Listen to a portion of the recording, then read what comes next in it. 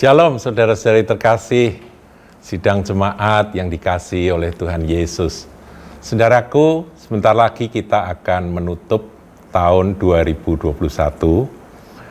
Nah, saya ingin menyampaikan satu pesan tutup tahun bagi Anda sekalian, dan saya berharap ini boleh menjadi berkat dan bekal untuk memasuki tahun 2022. Saudara, kita akan belajar dari kehidupan iman seorang tokoh perjanjian lama yang bernama Yakub. Yakub ini tokoh yang kalau dibaca riwayatnya dan diteliti riwayatnya, dia memang bukan orang yang sempurna. Dia banyak kelemahan, banyak kesalahan, tetapi firman Tuhan mencatat bahwa dia orang yang percaya. Nah, saya ingin mengajak Anda untuk belajar tentang iman dari Yakub. Kita tahu kisahnya, Yakub melarikan diri dari rumahnya karena dia takut sama Esau, kakaknya ya, yang ditipu, di mana berkat kesulungan dari sang kakak itu diambil dia, ditipu dengan sepiring kacang merah, kemudian berkat bukan kesulungan saja, bukan hak kesulungan, tapi berkat dari ayahnya juga yang mestinya untuk Esau didahului dia, diambil dia. Jadi Esau marah sekali sama adiknya ini dan berniat membunuh. Jadi dia oleh ibunya disuruh lari. Ibunya ini kan lebih sayang pada si adik ini. Itu anak kembar, saudaraku ya. Nah, kemudian larilah Yakub sampai ke tempat pamannya, yaitu Laban. Nah, pamannya ini, si Laban ini ternyata orangnya licik sekali. Dan orangnya cinta uang, saudara. Nah, tapi Yakub tidak ada tempat lain, dia harus menumpang di rumah dan di usaha dari sang paman ini. Dan dia jatuh cinta pada Rachel, ya, tapi ditipu, saudara. Suruh kerja 7 tahun, sudah kerja habis-habisan, dan dia karena fokusnya mendapatkan sang kekasih, yaitu Rachel, 7 tahun dilewati, saudara. Tapi ketika sudah selesai 7 tahun, hadiah yang dinanti-nantikan ternyata ditukar. Dapatnya Lea, ya saudara ya. Jadi mungkin karena pakai kerudung atau bagaimana, atau tempatnya gelap sehingga dia tidak tahu ternyata bukan si adik tapi si kakak yang dia sebetulnya nggak cinta. Dikasih Lea. Wah, besoknya dia protes pada mertuanya, pada pamannya. Pamannya berkilah berkata, ini memang nggak boleh menurut aturan, adik mendahului kakak, tidak boleh menikah, jadi harus kakaknya dulu. Kalau kamu masih niat mau sama adiknya, sama Rachel, dan Laban licik, memang tahu bahwa yang dikasihi, yang dicintai oleh Yakub ini adalah Rachel. Kalau kamu memang mau, kalau kamu memang mau, ya sudah, kamu harus kerja lagi 7 tahun. Waduh, jadi 14 tahun, saudaraku, kontrak kerjanya itu, dan dia tidak mendapat pembagian keuntungan. Paling mungkin gaji pas-pasan ya. Itu karena dia cinta, ya sudah. Ditipu oleh pamannya, ya sudah. Jengkel, tapi ya mau apa lagi. Kalah kuasa, saudaraku. 7 hari dia suruh manten baru sama Lea, kemudian baru dia dinikahkan lagi dengan Rachel. Tapi kontraknya 7 tahun dia kerja. Nah, ini akhir dari 7 tahun setelah dia setelah dia kontrak yang kedua itu, saudaraku ya. Laban berkata begini di dalam Kejadian 30. Kata Laban, apakah yang harus kuberikan kepadamu? Jawab Yakub, tidak usah kau berikan apa-apa kepadaku. Aku mau lagi mengembalakan kambing dombamu dan menjaganya asal engkau mengizinkan hal ini kepadaku. Jadi rupa-rupanya Laban tahu bahwa dia sangat diberkati dengan kehadiran menantu dan sekaligus pegawai yang dimanfaatkan selama bertahun-tahun itu, 14 tahun itu. Dia takut kalau Yakub itu nanti dibajak oleh peternak lain atau gimana ya, saudara, karena dia memang hebat sekali, tiba-tiba berkembang biak luar biasa di bawah pengembalaan dari Yakub. Saudaraku, ini prinsip. Jadi kalau orang diberkati Tuhan, apa saja yang diperbuatnya berhasil. Nah, Laban mau ngambil keuntungan dari berkat Tuhan atas Yakub itu, yang menyertai Yakub itu. Kemudian dia tanya, upahmu berapa gitu ya, kamu mau minta upah berapa? Yakub berkata, enggak usah kau berikan, aku mau lagi kerja sama kamu asal kau mengizinkan hal ini. Nah, perhatikan ayat 32, ini Kejadian 30 ayat 32. Hari ini aku akan lewat dari tengah-tengah segala kambing dombamu dan akan mengasingkan dari situ setiap binatang yang berbintik-bintik dan berbelang-belang, segala domba yang hitam dan segala kambing yang berbelang-belang dan berbintik-bintik, itulah upahku. Nah, saudaraku, memang tidak dijelaskan berapa jumlah dari yang tidak putih begitu ya, yang ada belang-belangnya, yang ada spotnya hitam-hitam atau yang hitam teles, itu tidak diceritakan jumlahnya itu berapa persen. Tapi menurut saya, karena Laban ini orang yang licik, orang yang cinta uang, ya rakus, jelas kalau jumlahnya banyak, persentasenya besar di antara kawanan, tidak dengan mudah dia menyetujui akan apa yang diajukan, proposal perjanjian yang diajukan oleh menantunya itu. Nah, benar saudaraku, Laban bisa setuju. Nah, ini kelanjutannya ayat 33 setelah minta yang ada hitam-hitamnya. Jadi kambing domba yang ada hitam-hitamnya itu, ini bagianku begitu. Kemudian dia lanjutkan, dan kejujuranku akan terbukti di kemudian hari. Apabila engkau datang memeriksa upahku, segala yang tidak berbintik-bintik atau berbelang-belang di antara kambing dan yang tidak hitam di antara domba-domba, anggaplah itu tercuri olehku. Jadi perjanjiannya jelas, saudara. Kemudian kata Laban, baik, jadilah seperti perkataanmu itu. Karena Laban pasti melihat bahwa persentase terbesar mungkin 80 atau 90% itu semuanya polos putih. Ya memang kebanyakan domba yang saya lihat di Israel sana kebanyakan warnanya putih, jarang yang ada hitamnya. Kalau saudara mau tahu domba yang ada spot hitam, ada belang hitam, ada coreng-coreng hitam, itu saudara bisa buka aja di YouTube, ada. Tapi jumlahnya minoritas saudara dibandingkan yang putih. Apalagi black sheep, itu domba hitam, wah jarang banget ya. Itu kalau ada itu menjadi keanehan gitu ya. Nah, kemudian Laban kan setuju, saudara. Nah, setelah itu ayat 35 saudara perhatikan. Dalam ayat 35 ini dikatakan, lalu diasingkannya lah kepada hari itu kambing-kambing jantan yang bercoreng-coreng dan berbelang-belang, dan segala kambing yang berbintik-bintik dan berbelang-belang, segala yang ada warna putih pada badannya, serta segala yang hitam di antara domba-domba, yang diserahkan nyalah semuanya itu kepada anak-anaknya untuk dijaga. Jadi Yakub menyuruh anak-anaknya dan istrinya tentunya menjaga itu. Kemudian ayat 36, perhatikan. Kemudian Laban menentukan jarak 3 hari perjalanan jauhnya antara dia dan Yakub, maka tetaplah Yakub mengembalakan kambing domba yang tinggal itu. Setelah dipisahkan, yang berwarna ini punya Mukop, tapi ini yang putih, jarak 3 hari perjalanan itu saya nggak bisa kira-kira, saudaraku. Tapi saya coba, ya mungkin kalau sehari perjalanan domba digiring itu katakanlah 15 kilo, ya karena domba kan pelan-pelan kadang-kadang sambil merumput itu 1 jam 1 kilo begitu ya.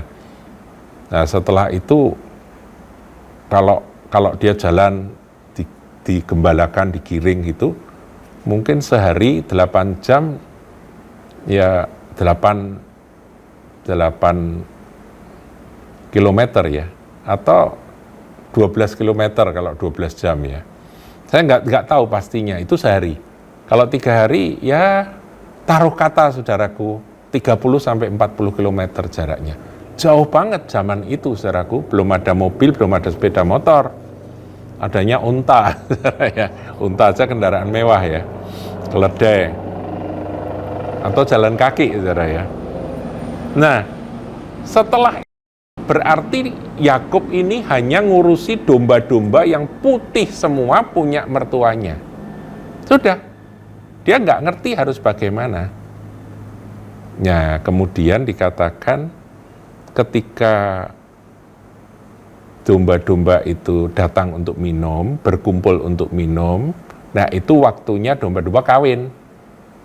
Nah, pada saat itu domba-domba itu kawin, ini tidak boleh disalah tafsirkan, saudaraku. Ini banyak diambil kisahnya oleh orang-orang New Age dan dianggapnya bahwa ini adalah bukti Alkitabiah bahwa kita bisa menirunya gitu ya. Nanti saya akan jelaskan, saudara, kita harus waspada.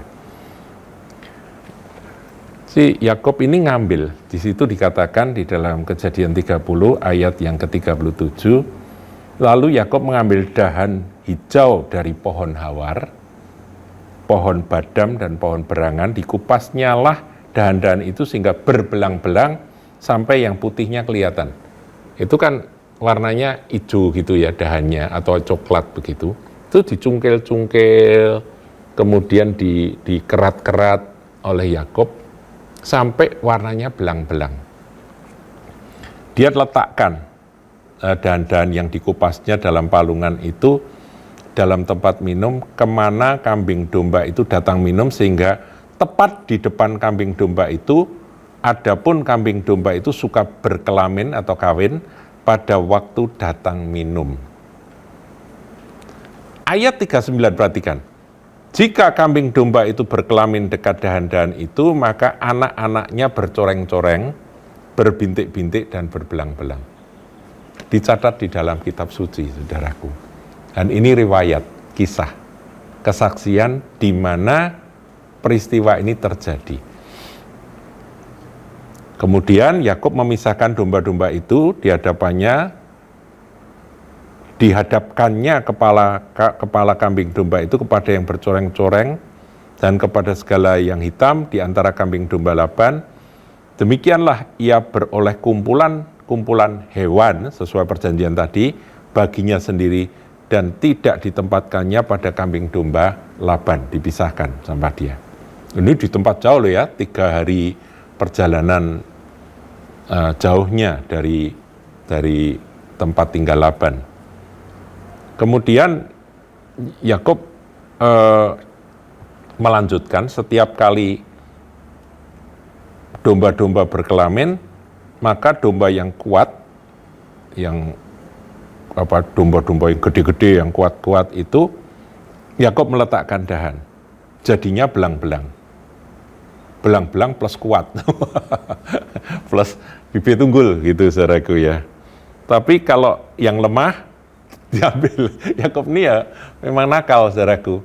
Kalau yang sedang kawin itu lemah, itu dahan-dahan yang dia ukir corang-coreng, ukir bintik-bintik itu dia singkirkan. Hanya dijejer-jejer gitu sampai dombanya waktu kawin ngelihat itu, anaknya jadi coreng-coreng, anaknya jadi belang-belang. Iya, sehingga akhirnya Yakub menjadi sangat kaya, saudaraku. Domba-domba yang bagiannya dia, belang-belang, coreng-coreng, hitam, bintik-bintik itu semua jadi punya dia, kambing domba itu.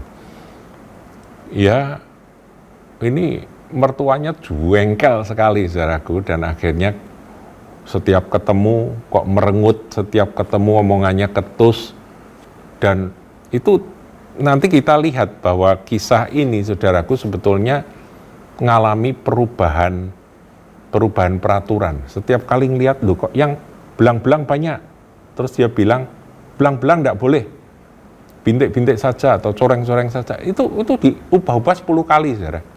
Nanti kita lihat ya ayatnya. Tidak diceritakan di pasal 30, tapi nanti di pasal 31 ketika Yakub keluar, Yakub cerita pada istrinya. Ya, kita lihat aja, saudaraku. Ini karena fokusnya bukan pada keserakahan dari Laban, bukan pada perpisahan Yakub meninggalkan mertuanya, tapi kisah yang menjadi pesan firman Tuhan tutup tahun ini bagi Anda ada di sini, ada di pasal 31.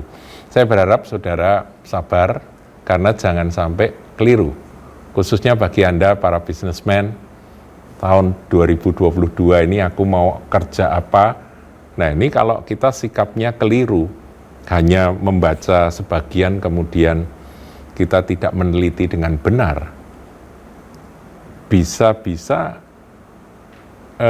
filosofi New Age itu yang dipakai, yaitu aku punya keinginan, keyakinan harus jadi begini, kemudian dia fokus ke situ, dia memenuhi akan segalanya itu dengan apa yang menjadi tujuannya, ya. Jadi dia betul-betul menguasai hati, pikiran, semua fokus dengan apa yang menjadi tujuannya, bahkan nulis gambar apa yang menjadi visinya dan sebagainya. Itu memang nggak salah, tetapi sumbernya dari mana? Sumber visi itu yang paling penting, saudaraku. Kalau itu datang dari keinginan dirimu sendiri, bukan dari Tuhan, maka itu sangat berbahaya. Itu New Age, ajaran New Age. Ajaran New Age itu ketika kamu percaya, itu pasti jadi. Itu New Age. Tetapi kita, Kristen, itu beda. Karena Kristen percaya kepada apa itu dulu. Percaya pada firman Tuhan, janji Tuhan yang diwahyukan khusus pada kita, itu boleh. Geraknya sama. Seperti Yakub juga mengimajinasikan apa yang dia yakini itu dengan cara sederhana, ambil dahan-dahan pohon, kemudian dicungkil-cungkil, nanti jadinya seperti ini, coreng-coreng, jadinya bintik-bintik, dan benar jadi. Karena apa? Karena Tuhan yang kasih tahu. Nah, ini buktinya, saudaraku ya. Ya, ini kita lihat ayat 31, ini ketika Yakub mau berangkat pergi meninggalkan negeri nenek moyangnya karena Tuhan bicara.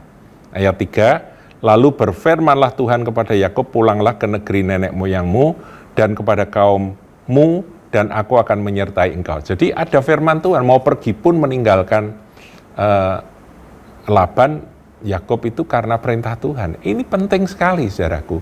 Bukan maunya sendiri, tapi karena Tuhan. Nah, setelah itu Yakub memanggil Rachel dan Lea datang ke padang, ke tempat kambing dombanya, itu kan terpisah ya. Ya, kemudian ia berkata, ayat 5, telah kulihat dari muka ayahmu bahwa ia tidak lagi seperti yang sudah-sudah kepadaku, tetapi Allah ayahku menyertai aku. Jadi ngelihat air muka dari mertuanya itu sudah tidak enak, kecut, setiap ketemu sama dia merengut, karena dia tambah lama tambah kaya.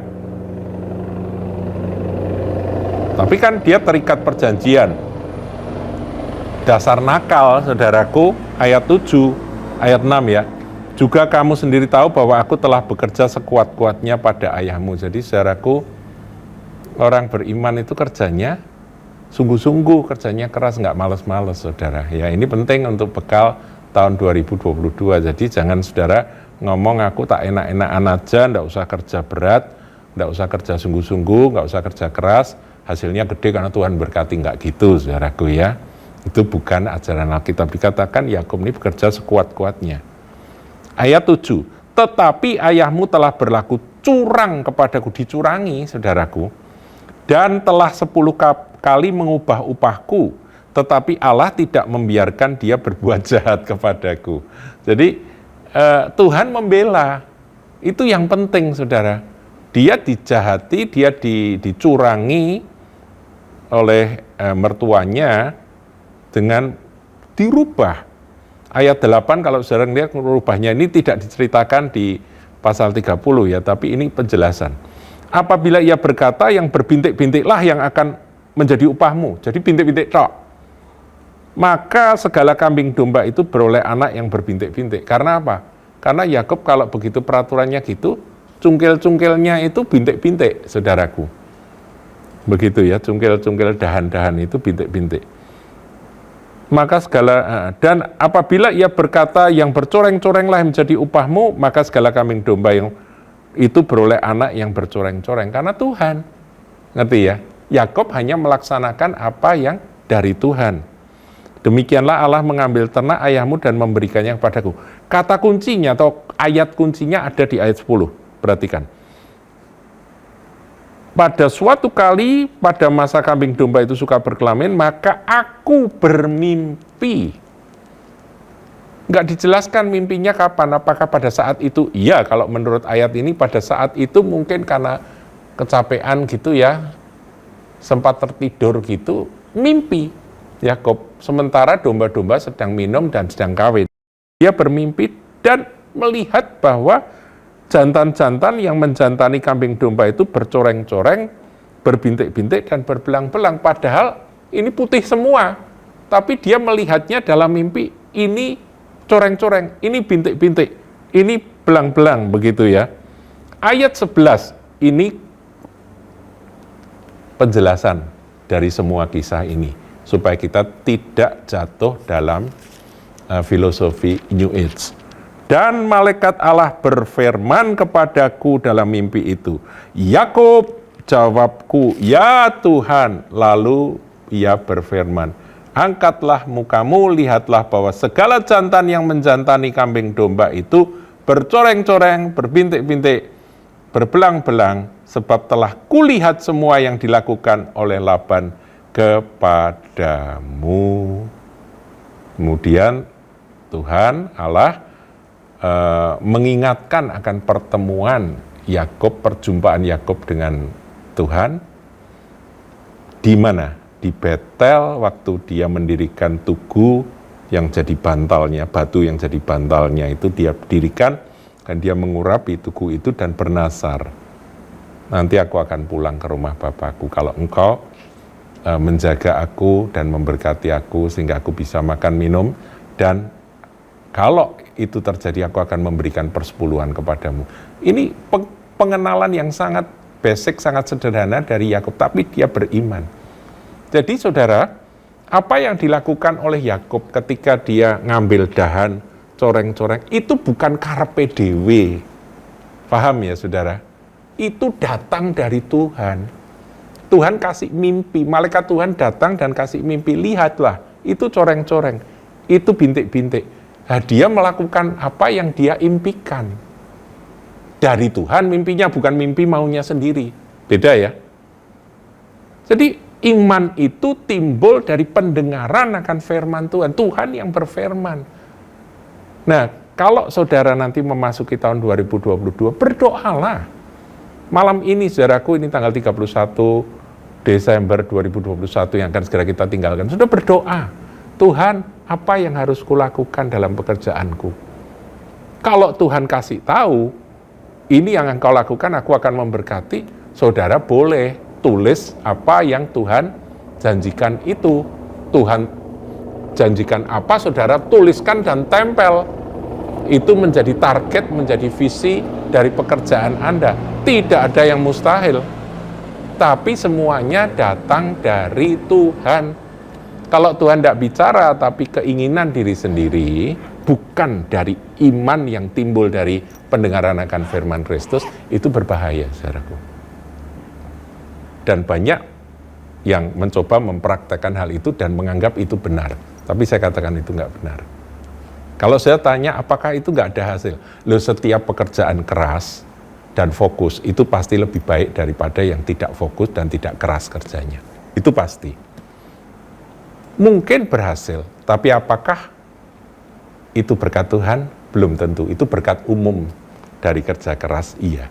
Jadi saya tidak menyalahkan akan orang-orang yang memberikan motivasi kepada pekerja-pekerja Ayo tentukan target, kemudian kamu harus bisa mencapainya.